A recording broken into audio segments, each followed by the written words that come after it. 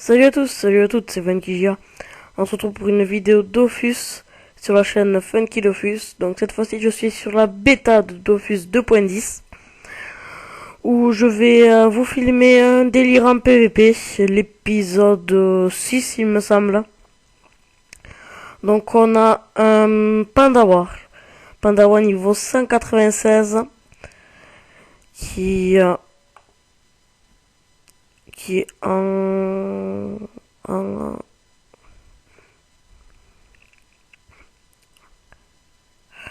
attendez, je vais vous dire ça. Qui se trouve en 11 PA 6 PM, 3000 de vie. Et un sacré en face qui se trouve en 11 PA 5 ou 6 PM. J'ai pas eu le temps de voir. 5500 de vie max. Avec des bonnes résis feu. Et quelques résis O et R. Donc le panda qui rush. Donc il a l'arc de Guten Tag. Un petit coup de bâton brel à moins 302.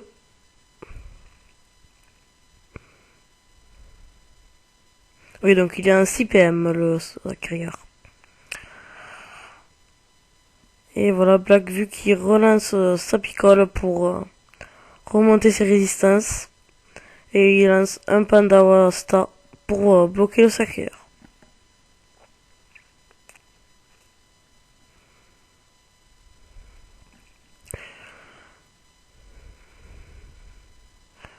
Le sacreur qui lance son épée volante, donc je vais passer en mode tactique. Excusez-moi. Donc des piles sacreurs qui font seulement 145 dommages sur Blackvue, avec ses énormes résistances grâce à Picole. Donc le panda qui arrive au corps à corps lance les de bambou pour sortir de l'état Picole. Un coup de bâton brel, deux coups de bâton brel à moins 350 en gros. Et le sacreur qui n'a plus que 4824 points de vie. Ah, excusez-moi.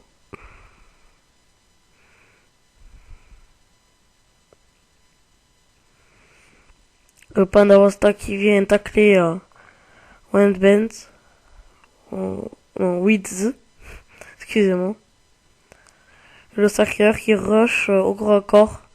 Les épées de sacreur qui cette fois-ci font du moins 245. Donc en même temps, le panda qui n'était pas dans l'état Picole.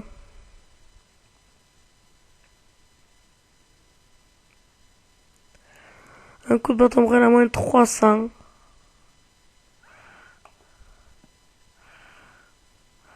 Le sacreur qui a quand même des bonnes résistances.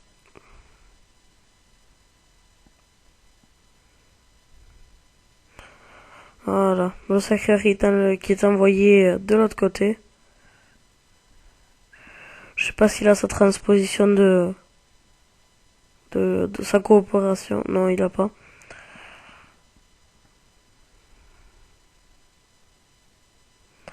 Donc il se soigne sur le panda Wasta et le tue. Et trouve un angle de vue pour lancer un coup d'arc de Guten Tag. Gros coup d'arc de Guten Tag malgré les énormes résistances du panda. Donc il sort de l'état Picole, arrive au corps à corps, deux gros coups critiques à moins 350 chacun. Et il envoie le sacreur une fois de plus de l'autre côté.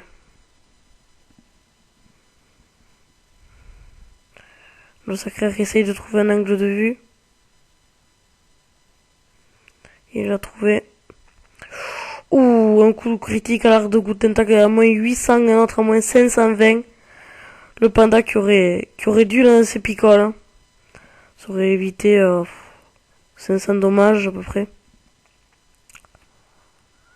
Le panda qui arrive au corps à corps.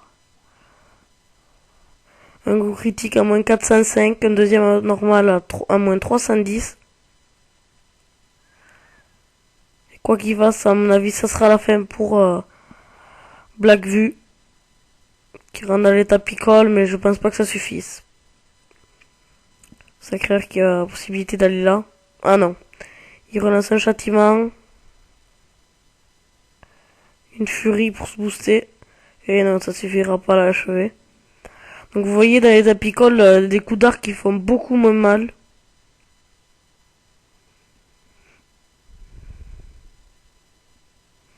Des petites gueules de bois à moins 80. Toujours ça.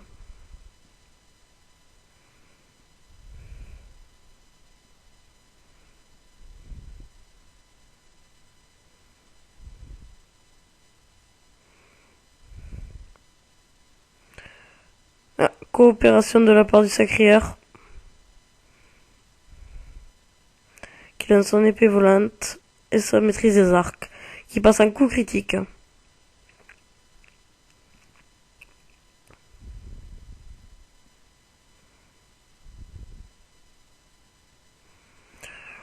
Des souffles alcoolisés à moins 359. C'est un bon panda terre. R, excusez-moi. Donc il prend son tonneau sur lui pour essayer de se régénérer. Il se régène du plus 196. Ah, le doppel qui est sorti. Qui va pouvoir aller faire quelques dommages et pourquoi pas être transport par le Sacré-Cœur. Une furie, un échec critique à l'absorption et un pied de Sacré-Cœur.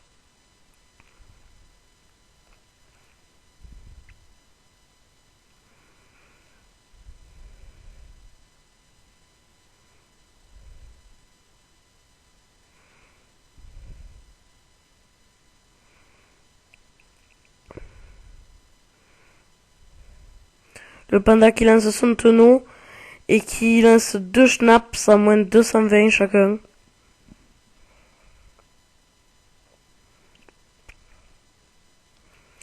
Le tonneau qui a tiré au Sacré-Cœur.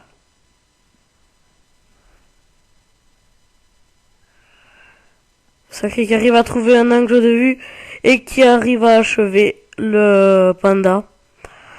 Donc bien joué de la part des deux joueurs. Donc je vais vous filmer un autre combat, je pense. Ça fait que 7 minutes. On peut pas les voir. Bon, au pire, je vais vous faire une ellipse. Allez, je vous fais une ellipse et je vous reprends de suite un combat. À tout de suite. Re tout le monde. Donc cette fois-ci, il y a Wids. Je vais y arriver un jour. Donc le Sacré-Cœur de la dernière fois. Qui est opposé cette fois-ci à un autre Sacré-Cœur, Eric Prydz. Niveau 5, 900, excusez-moi.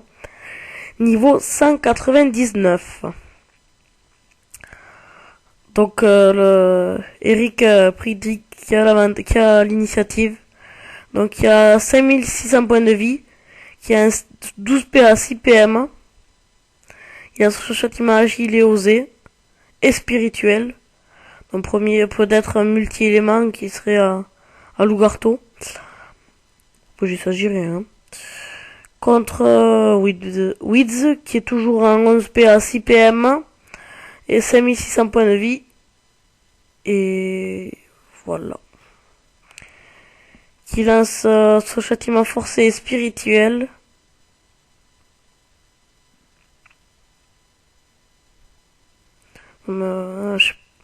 Donc apparemment il est passé au bâton, peut-être le rhizome du Tinril.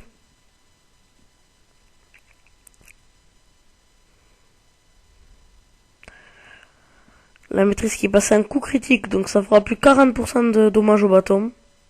Ou le rush du Sacré-Cœur.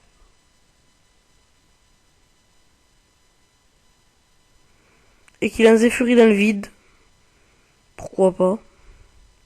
Alors qu'il a le Sacré-Cœur juste à côté de lui. Ou que des coups critiques à la furie.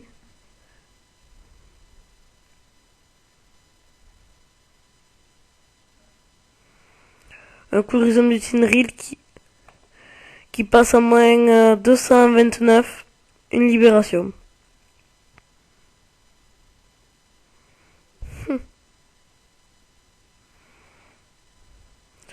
Donc le Sacré-Cœur en face qui a quand même des belles résis. Même si niveau pourcentage, c'est pas trop ça, à part neutre.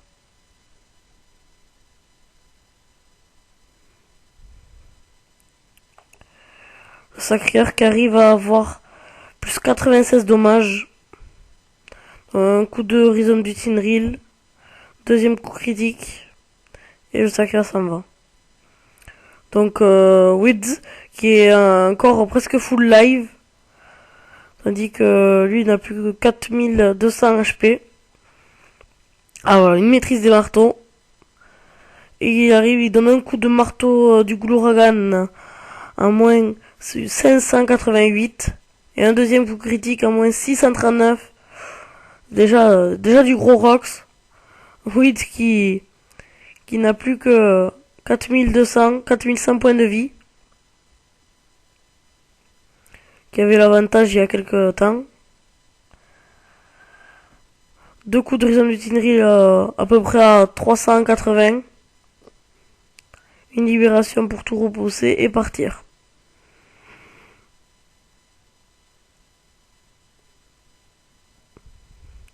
Ah voilà, le Sacré-Cœur qui va pouvoir l'attirer et la faire en sorte qu'il ne puisse plus partir.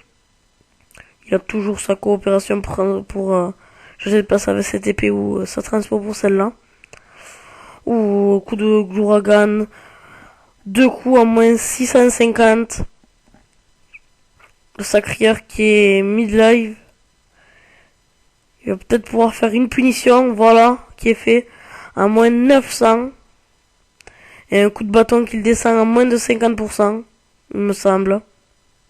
Chevelu, j'en serais une petite dérobate s'il a l'épée. Voilà. Très bien joué de la part du Sacré-Cœur.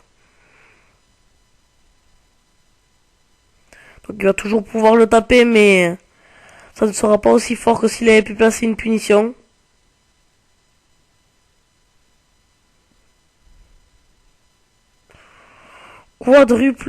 Triple coup de marteau Glouragan qui fait des énormes dommages. On va voir s'il va en faire autant. Il est boosté de 693 en force, 753 en intelligence.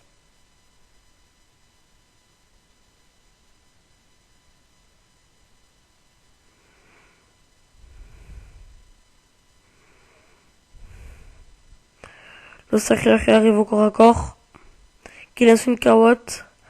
Ça va être pour pouvoir se régénérer. Il arrive à se régénérer du 800 grâce à ses pieds du Sacré-Cœur et à faire quelques dommages sur le Sacré-Cœur adverse. Donc quand même des gros coups de marteau Glouragan à moins 500. Et le Sacré-Cœur qui va fuir. En même temps, Weeds qui va pouvoir se soigner. Voilà, il invoque à son tour une épée. Et va pouvoir lâcher deux pieds de Sacré-Cœur.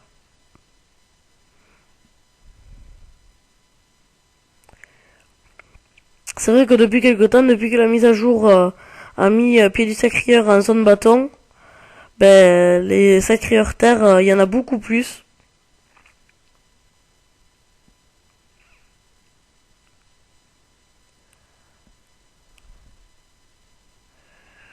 Donc lui qui se lance des dissolutions en moins... enfin qui se régène du 200 sur sa carotte. Et sa carotte qui vient de mourir. Bon, c'est du full soin. Il invoque son arachne. Il lance un pied du Sacré-Cœur. Il soigne du 200 et du 100. Donc sinon pour ce qui est de mon panda, je l'ai un peu stoppé. Le temps que je monte mon Sacré-Cœur qui est déjà niveau 78 ou 79. Et le temps qu'il soit en panneau AA et que je le monte à peu près niveau 21 ou 130 même pour avoir la panneau RM. Pouvoir bien gérer Frigost, la bourgade et les bouffes-moutes. Et comme ça je pourrais XP plus facilement mon panda et faire une petite team de 2 ou 3 personnages. Ça serait pas mal. Donc la coopération, le Sacré-Cœur qui a décidé de commencer à rusher. Donc il n'a plus sa maîtrise des bâtons. Ou ou un coup de Rhizome du Tinril et une punition à moins 800. Le sacreur en face qui n'a plus que 1000 points de vie. Un détour. Ah voilà, il vient bloquer le sacreur. Sans maîtriser marteau, il va pouvoir lâcher 2 coups de marteau Glouragan. Il préfère faire une dérobade. Et voilà, un coup de marteau Glouragan non boosté, ça fait du moins 277. Excusez-moi. Donc il a son châtiment forcé. Pourquoi pas le spirituel? Non, oui, non. Petit temps d'hésitation. Maîtrise des bâtons.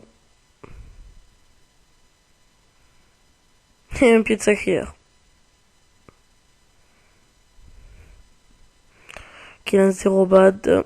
Le sacreur qui n'est pas taclé, donc peut se décaler. Des coups de marteau qui font seulement 220 dommages comparé à ceux d'avant.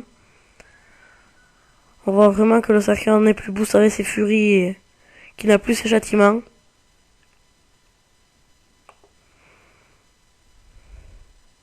Ah, une transposition pour fuir.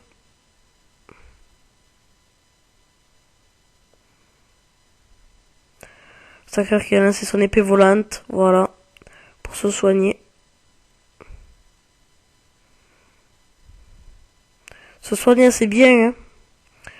Du plus 400 à peu près par tour. C'est pas négligeable.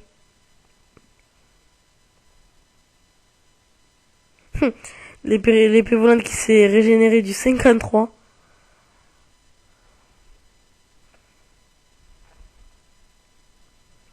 Il fait des dissolutions à seulement moins 158 maintenant. Est-ce qu'il a relancé ses châtiments? Non. Il n'a toujours pas relancé ses châtiments. Chose qu'il aurait dû faire depuis longtemps, je pense. Ah, pourquoi pas une transpo sur l'épée volante? Voilà, une coopération même. Il va pouvoir lâcher 2 coups de bâton. Peut-être même puni, voilà. À moins 641. Le sacreur qui n'a plus que 300 points de vie. Mais bon, qui va pouvoir fuir en faisant une coop. Éventuellement. Non, il décide de frapper un premier coup à moins de 250 seulement. Un deuxième coup critique qui fait moins de dommages. Et oui, il a 82 de résistance critique. Notre ami Wids.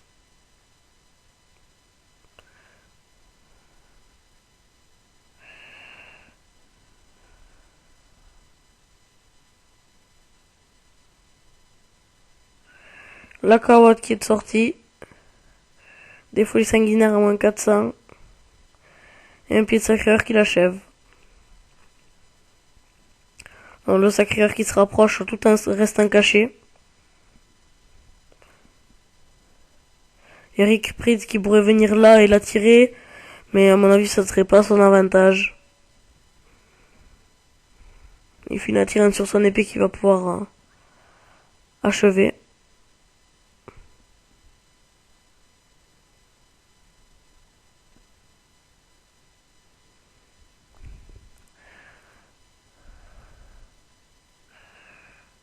Si le sacreur a sa coop, il peut pourquoi pas tenter de l'achever. Non, il évoque son arachne majeur.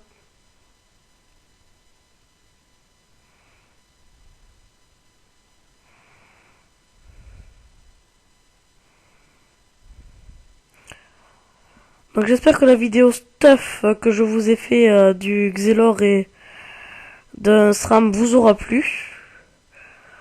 Parce que c'est des vidéos que j'aime bien, qui en semaine, me prennent pas trop de temps à faire. Pour le mercredi par exemple. Donc Witt qui se rapproche, lance une coopération. Il va pouvoir l'attirer et l'achever avec un coup de Rhizome du Tinril. Donc une punition. Oh, il lui reste 15 points de vie. Mais bon, de toute façon, il n'arrivera pas à achever Witt, je pense. Vu qu'il n'a même pas lancé ses châtiments, qu'il n'a même pas sa maîtrise. Il fait seulement du moins 100 à son Glouragan. En coup critique.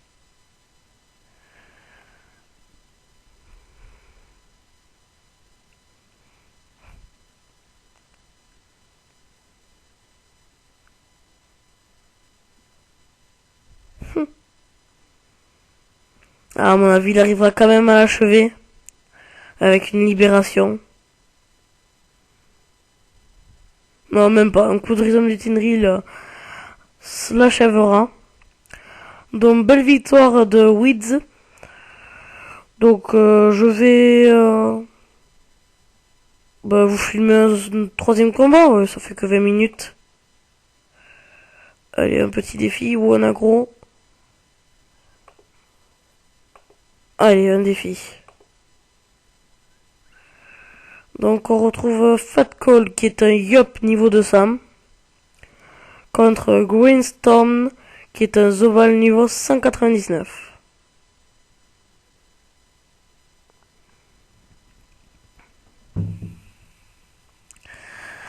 Alors, le Yop a eu l'initiative.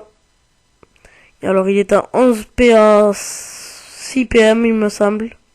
Il fait la maîtrise de l'arc, donc il doit être sûrement à l'arc de Guten Tag. Voilà, chose qui est confirmée. Il fait du moins 528. Donc, plastron en plus 900 de bouclier. Donc, le Zobal qui est en 12 PA 5 PM. Ou un coup d'arc coup critique à moins 730. Et un deuxième qui fait bien mal aussi. Donc le Yop qui a plutôt l'avantage. Il est bien bourrin. Mais est-ce que ça suffira?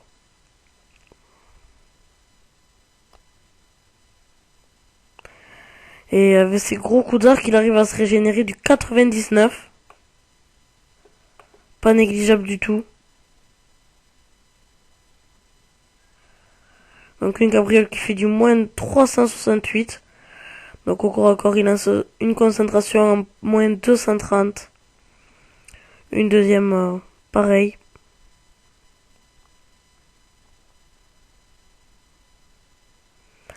Et un coup d'arc à moins 333. Donc voilà, il a plus que sa maîtrise, il n'a plus puissance. Donc son chaffeur qui ne passe pas un coup critique. Il a son masque du psychopathe. Le psychopatate. Le chaffeur, comme d'habitude, fait de la merde. Fait de la bouse. Deux coups d'arc de Guten Tag à moins 350. Et le Zoba qui n'arrive pas à se rapprocher. N'arrive pas à atteindre le corps à corps du Yop. Et il va pouvoir lâcher deux coups d'arc. Ah non, il lance puissance, mais il va quand même pouvoir faire deux coups d'arc. Ou coup critique à moins 700.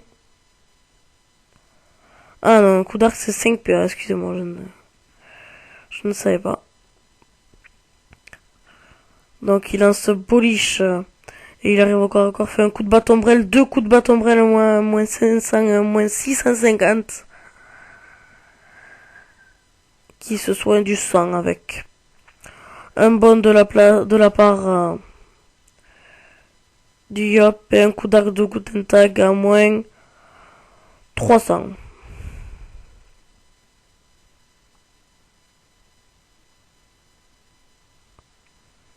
Deux cabrioles pour arriver au corps à corps. Il peut lancer un coup de bâton brel à moins 800, un coup critique. Faut savoir qu'il les booste 282 de puissance et 70 dommages chaussés. Ou des grosses concentrations de la part du Yop. Le Yop qui va peut-être pouvoir l'achever avec un coup d'arc. Non, il est pas boosté. Non, il ne pourra pas l'achever. Le Yop qui est un gros roxer.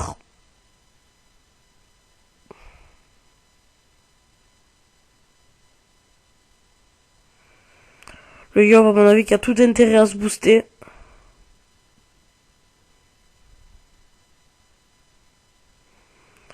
Donc il lance une vitalité, il peut faire sa maîtrise des arcs.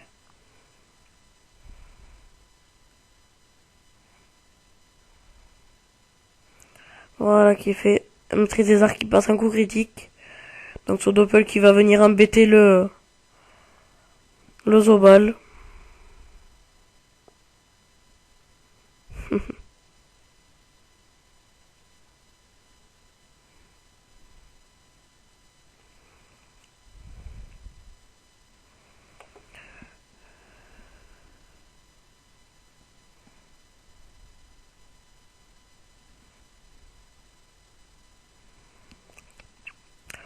Je trouve que le Zobal joue très bien, très tactique.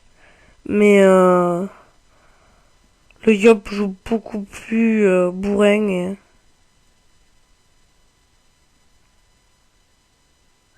Oh, le Yop qui n'a plus beaucoup de points de vie. Hein. Une vitalité qu'il a à 730, donc il suffirait qu'il fasse 150 dommages le Zobal pour achever le Yop à la fin de sa vitalité.